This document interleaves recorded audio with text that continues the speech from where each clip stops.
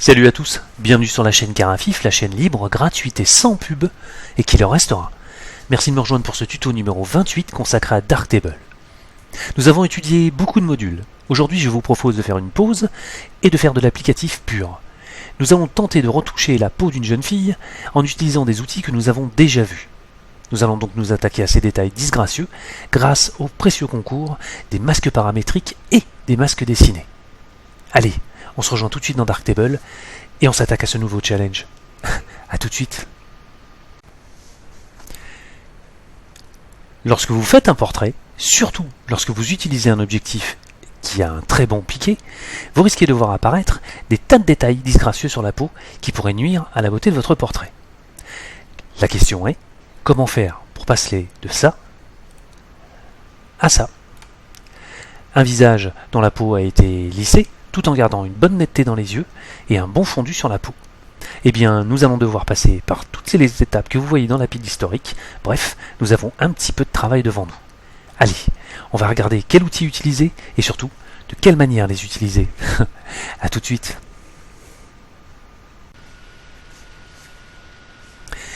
Pour le bien de ce tuto, j'ai remis mon historique à 0. J'ai donc recadré mon image histoire d'avoir une meilleure lisibilité, et avant de m'attaquer à la peau, je voudrais juste faire disparaître ce petit bouton qui est au milieu du front, et qui, par nature, est bien plus proéminent, bien plus protubérant que le restant de la peau. Je vais donc, à l'aide du module correction de tâches, faire disparaître ce petit détail disgracieux. Je sélectionne un tampon rond, je clique au milieu, je déplace ma source, voilà qui est fait, je décroche, et mon détail a disparu. Pour lisser la peau, donc enlever ce petit relief disgracieux et avoir une peau un peu plus homogène, je vais donc appeler un module que nous avons déjà vu, c'est le module filtre passe-bas. Ce module, je vous le rappelle, est un module qui sert à générer du flou, il va donc nous être très utile pour lisser le relief de la peau. Différents curseurs à notre disposition, le contraste, la luminosité et la saturation du module, du masque de flou et un curseur de rayon, comme dans n'importe quel module de flou. Le problème, c'est que si je l'active, clic, c'est la totalité de mon image qui est impactée par le réglage, et ce n'est pas du tout ce que je veux faire. Je vais remettre à 0 ce module, et nous allons passer un petit peu en mode analyse. Qu'est-ce que je veux accomplir? Je veux avoir un lissage sur la peau, mais je veux aussi garder une bonne netteté dans les yeux, voire peut-être même l'améliorer, mais aussi sur la bouche, sur le doigt, et voire peut-être sur la totalité de la main. Je vais donc pour cela devoir traiter une partie et en isoler une autre. Pour faire cela, je vais faire appel au concours précieux de la combinaison des masques dessinés et des masques paramétriques.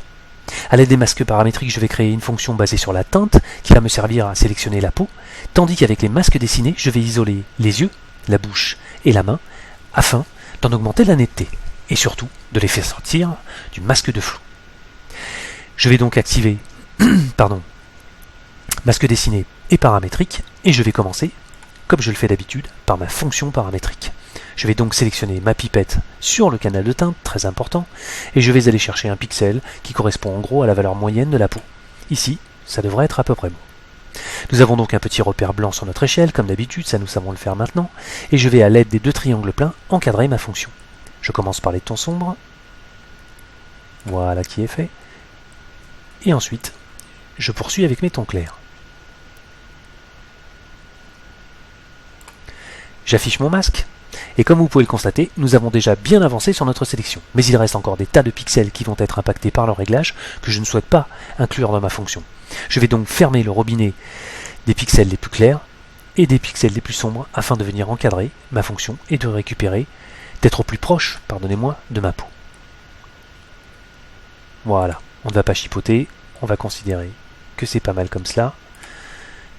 Je désactive mon masque. Et vous voyez qu'instantanément, la peau est parfaitement lissée.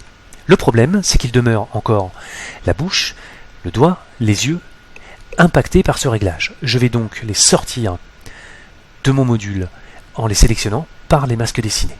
Je vais donc prendre le pinceau. Je vous rappelle qu'ici, avec la molette, j'agrandis ou je rétrécis le pinceau. En pressant la touche Shift, j'agrandis ou je rétrécis le fondu, le dégradé. Et en pressant sur la touche CTRL, j'agrandis ou je rétrécis, pardonnez-moi, l'opacité du pinceau. Je vais donc prendre une opacité relativement tranchée, mais pas trop importante, histoire de ne pas faire un truc trop heurtant. je vais réduire la taille de mon pinceau afin de l'adapter, voilà qui est bien, et je vais commencer à sélectionner mes yeux. Je ne lâche surtout pas le bouton de la souris, voilà pour le premier. Je vais sélectionner à nouveau mon pinceau, peut-être le rétrécir encore un petit peu, voilà. Je vais sélectionner le deuxième œil, voilà. Puis sélectionner encore un pinceau, je vais sélectionner la bouche, mon petit doigt, le coin de la bouche, voilà.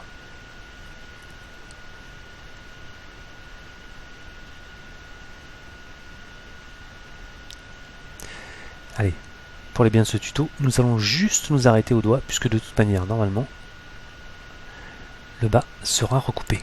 Je lâche. Et donc, si j'affiche mon masque, je me rends compte que seuls les détails que je viens de sélectionner seront impactés par le réglage. Normal, puisque le masque dessiné est arrivé après le masque paramétrique. Je laisse mon masque en mode exclusif et je vais inverser ma sélection. Ce qui va avoir pour effet d'impacter seulement la zone en jaune, c'est-à-dire la zone paramétrique qui a été sélectionnée par mon canal de teinte, moins le masque dessiné. Je désaffiche mon masque, et comme vous pouvez le constater, c'est magique. J'ai une bonne netteté sur les yeux, et en revanche, j'ai un bon fondu sur la peau. Sympa, non? Vous voyez qu'en 2 clics seulement, nous arrivons à retoucher un visage de façon très facile, grâce à la combinaison, à la puissance des masques paramétriques. Si je le veux maintenant, il me suffit ensuite, si je trouve que cet effet est trop lissé, de couper mon rayon, afin de récupérer un petit peu plus de détails, sans aucun problème. Voilà, je fais réduire tout cela doucement. Là, c'est pas mal. Et je peux aussi, bien entendu, jouer un peu sur les contrastes. Vous voyez que si je pousse à l'extrême le contraste, on commence à un petit peu trop à trancher. Je vais donc le réduire un petit peu, histoire d'avoir une bonne progressivité. Voilà qui est fait. Je peux aussi pousser un petit peu la luminosité pour donner plus de brillance à la peau, ou alors la couper si je trouve celle-ci un peu trop claquante. Voilà qui devrait être pas trop mal. Je prends le recul nécessaire, je lâche, et comme vous pouvez le constater, c'est magique. Personnellement, je rajouterai encore un petit peu de rayon de flou sur la peau, car je suis descendu un petit peu trop. Voilà, notre portrait retouché. Avant, après. Sympa, non? Je trouve encore un petit peu trop lumineuse la peau. Voilà qui est fait, et peut-être devrais-je couper encore un tout petit peu le contraste. J'augmente légèrement mon rayon. Je vérifie toujours après. Avant.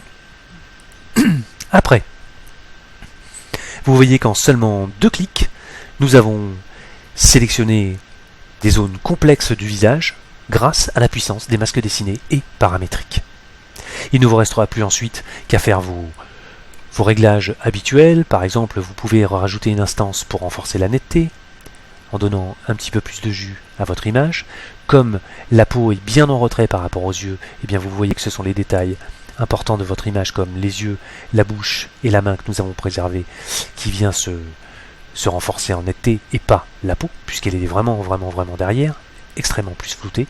Et puis je vais pouvoir rajouter comme ça ainsi du contraste local, du contraste de la luminosité, de la saturation, bref, tout ce que je veux. Grâce à la puissance de Darktable, vous pouvez retoucher très facilement vos portraits, et surtout, si vos séries sont identiques, vous créez des presets. Je vous remercie beaucoup d'avoir suivi ce tuto, je vous dis à très bientôt pour de nouvelles aventures sur la chaîne Carafif, et comme d'hab, c'est bon pour le référencement. Abonnez-vous, visionnez, et surtout partagez, afin que ces vidéos profitent au plus grand nombre. A bientôt, salut, bye bye.